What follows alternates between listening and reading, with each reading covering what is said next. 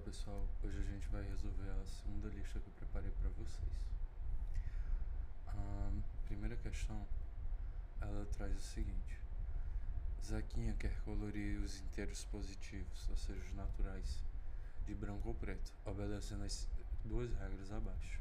A primeira regra diz que se um número n ele é inteiro, então n e n mais 5 devem ter a mesma cor.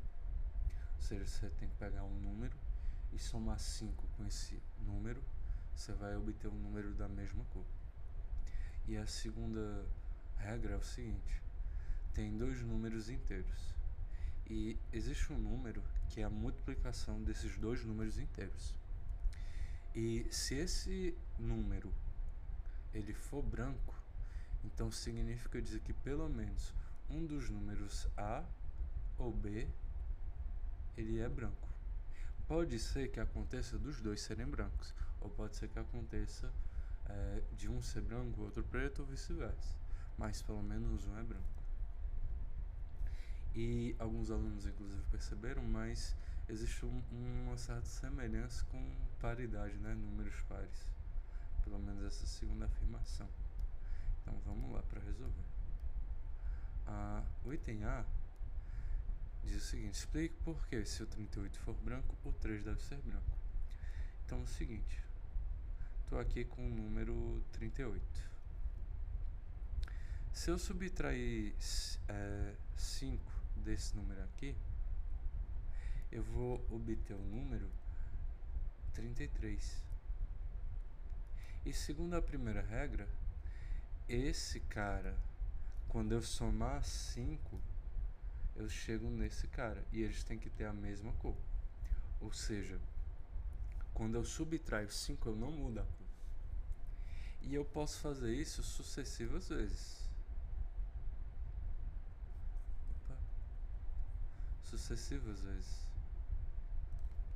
E perceba que aqui eu já tirei 10, né? Eu posso tirar de 10 em 10, 20 em 20, que eu não vou mudar a cor. Aqui eu já tirei 20, então já estou no 18. Ele quer saber o 3. 18, tiro 5, eu vou pro 13. Tiro 5, eu vou pro 8. E aí eu vou tirar 5 e eu chego no 3. Ou seja, do 3 eu consigo ir caminhando, somando 5 para chegar aqui no 38. Então, eles têm que ter a mesma cor. Seria incompatível isso deles serem de cores diferentes. E aí, se o 38 ele é branco, então o 3 deve ser branco por essa regra, porque está obedecendo aqui a primeira regra. O item B é assim: explique por que, se o 4 for branco, o 2 também deve ser branco. Então perceba que o 4 ele pode ser escrito como sendo a multiplicação de 2 vezes 2.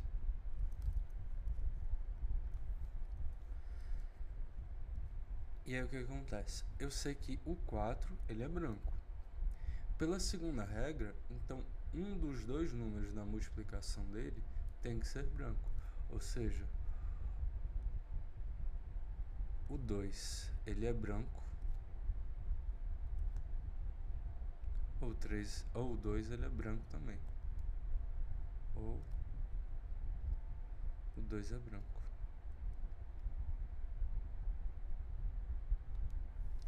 Logo, consequência disso é que o 2 é branco.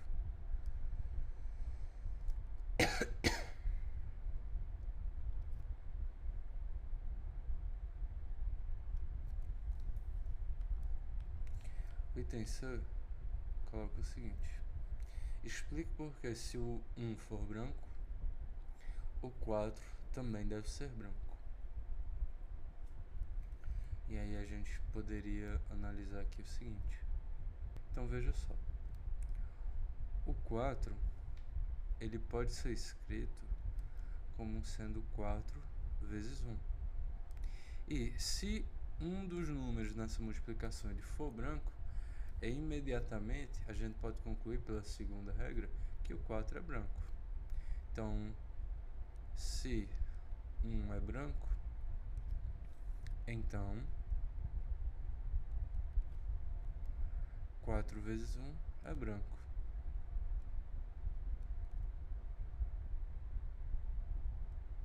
E o item D traz o seguinte: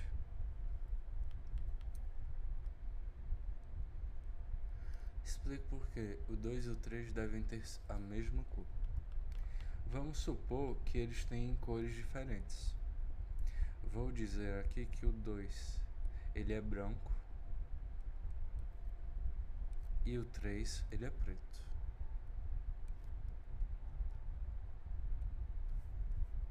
Daqui a gente pode concluir o seguinte, que pela segunda regra, o 6, que ele é 2 vezes 3, ele tem que ser aqui branco, porque o 2, pelo menos o 2 é branco. Ele é branco. Só que do 6 ser branco, a gente consegue subtrair 1 dele. Aliás, a gente consegue subtrair 5. Subtraindo 5 de 6, a gente vai concluir que, como eles devem ter a mesma cor pela primeira regra, que o 1 ele é branco. 1 ele é branco.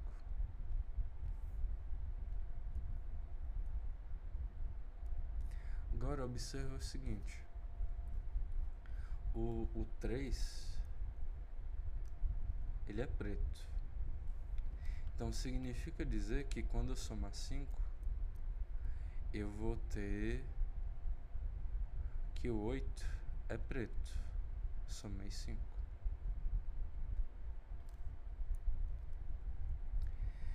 E o 8, ele é escrito como sendo 4 vezes 2, por exemplo. O 8 é 4 vezes 2. E aí perceba o seguinte, eu estou admitindo que o 2 ele é branco.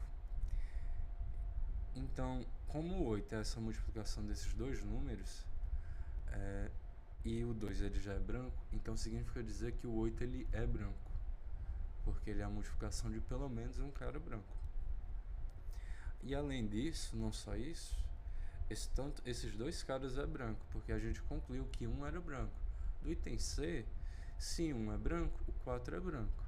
Ou seja, tem dois caras brancos que na multiplicação dá um cara preto. E isso não pode acontecer pelas regras da questão.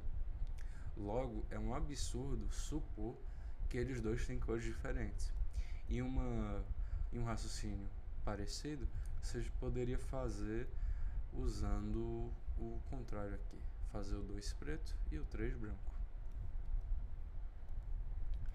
Vamos aqui agora para a questão 2. Na questão 2 é o seguinte, tem a tabela e os números de 1 a 9 vão ser colocados nessas bolinhas. E eles não podem se repetir, e que a soma dos números em 3 círculos consecutivos é sempre um múltiplo de 3. Então tá. Do item A a gente tem o seguinte, complete o preenchimento abaixo. Eu fiz aqui esse preenchimento, peguei aqui o que eu fiz, testado esses valores, e para qualquer três círculos adjacentes consecutivos, e sempre serão a soma deles um múltiplo de 3. Então aqui eu construí um círculo que eu já havia feito antes. Então se eu pegar aqui 5, 6 e 4, por exemplo, 6 com 4 é 10, com 5 15, 15 é múltiplo de 3. E aí serve para qualquer outro que eu pegar. 2, 3 e 7, 2 com 3 é 5, com 7 12, múltiplo de 3. Então é uma resposta possível. Na letra B, bota o seguinte, explique por que em qualquer preenchimento, 3 círculos consecutivos sempre serão preenchidos com números de colunas diferentes. O que acontece? Se você perceber aqui, nessa primeira coluna, são todos os números que deixam resto 1 na divisão por 3. 1 dividido para 3 deixa resto 1. 4 dividido para 3 dá 1, deixa resto 1. Mesma coisa com 7. E aqui são os números que deixam resto 2. E por fim, os números aqui que deixam resto 3. Que eu tenho, quando eu somo 3 números diferentes, perceba que para ser múltiplo de 3, a soma de 3 números, os restos eles têm que ser divisíveis por 3, para que tudo isso seja possível. Então, por exemplo, imagina que a gente vai colocar todos esses números aqui, os que deixam resto 1 primeiro. 1, 4 e 7. Aqui eu tenho 4 e aqui eu tenho 7. Só aqui a soma já dá 11. Então eu posso fazer essa soma dar 12? Não posso, porque eu já usei o 1. Eu posso tentar fazer a soma dar 15. 11 para 15 faltam 4, não posso. Eu posso fazer a soma dar 18. E aí ia faltar 7. Então perceba que aqui na bolinha amarela eu já não tenho uma opção. Então aqui já está descartado. Então não tem como ser da mesma coluna. E a ideia, não ser as demais, é fazer essa questão de analisar os restos. Porque uma hora você vai somar, por exemplo, 2 números que deixam resto 2 e um número que deixa resto 3 na divisão por 3. Depois você já usou todos. E isso daqui nunca vai ser divisível por 3, nunca vai ser um múltiplo de 3. Então aí tem C.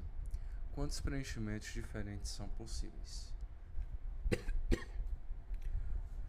Perceba o seguinte. Vamos chamar aqui essa primeira coluna de coluna A, aqui coluna B e coluna C.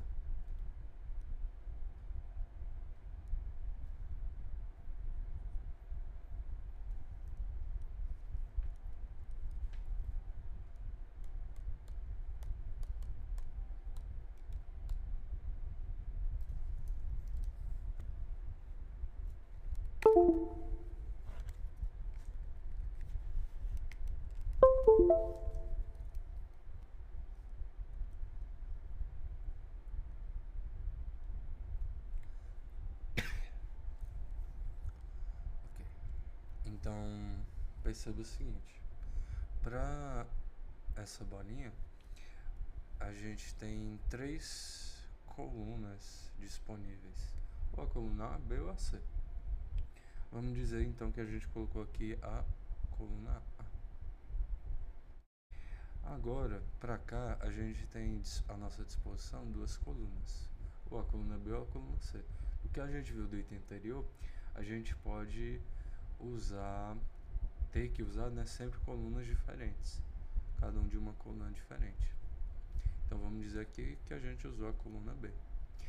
Agora aqui a gente é obrigado a usar a coluna C, porque do que a gente viu, a gente não pode, a gente tem que usar cada coluna diferente. Para o próximo, ó, que só tem uma opção. Para o próximo, B e C, só resta A. Então é somente essa opção. CA, aqui só resta o B. E aí você vai perceber que depois que esses dois são preenchidos, os demais são preenchidos automaticamente, só restando aqui apenas uma opção. Beleza. Só que vamos olhar agora, analisar esse caso aqui. Vamos terminar aqui de preencher a tabela.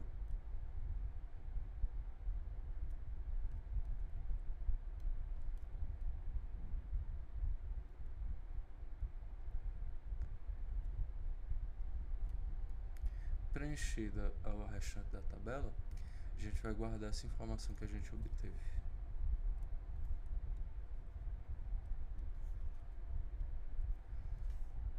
perceba o seguinte, que para cada número daqui, da coluna A, eu tenho à minha disposição 3 números. Vou fazer aqui de outra cor.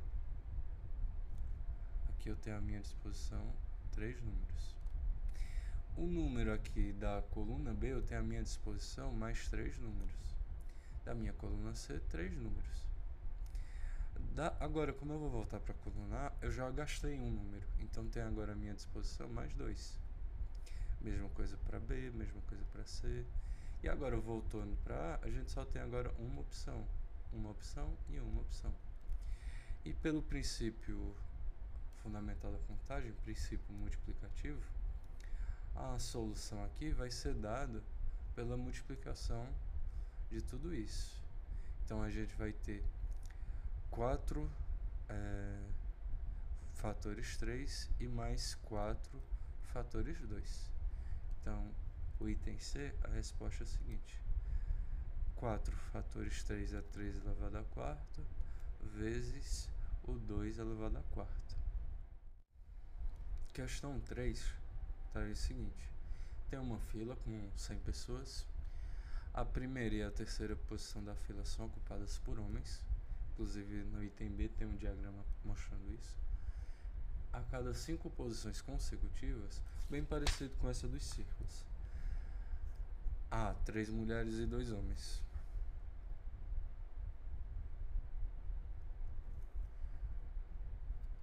E ele dá um exemplo aí de posição. No item A pergunta: quantas mulheres há na fila? Ó, do enunciado, ele diz o seguinte: que a cada 5 pessoas existem 3 mulheres e 2 homens. Então, se eu for de 5 em 5, como em cada grupo de 5 existem 3 mulheres, eu consigo formar com 100 pessoas, de 5 em 5, eu consigo formar 20 grupos. Então, tem ao todo 60 mulheres.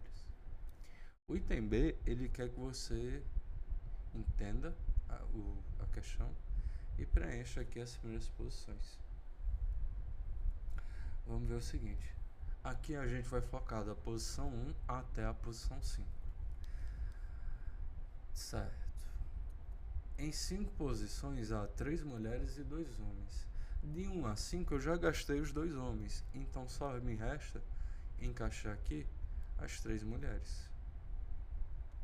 Posição 2 a 5 tem 3 mulheres e 1 homem, então aqui obrigatoriamente é um homem.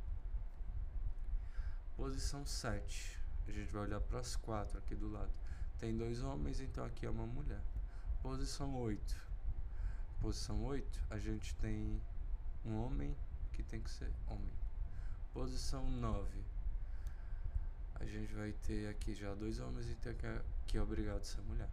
E na posição 10, a gente vai ver que faltam apenas uma mulher aqui. E pronto. Então é que a gente completa a tabela. O item C, ele pede pra gente descobrir quem vai ocupar as posições 98, 99 e 100.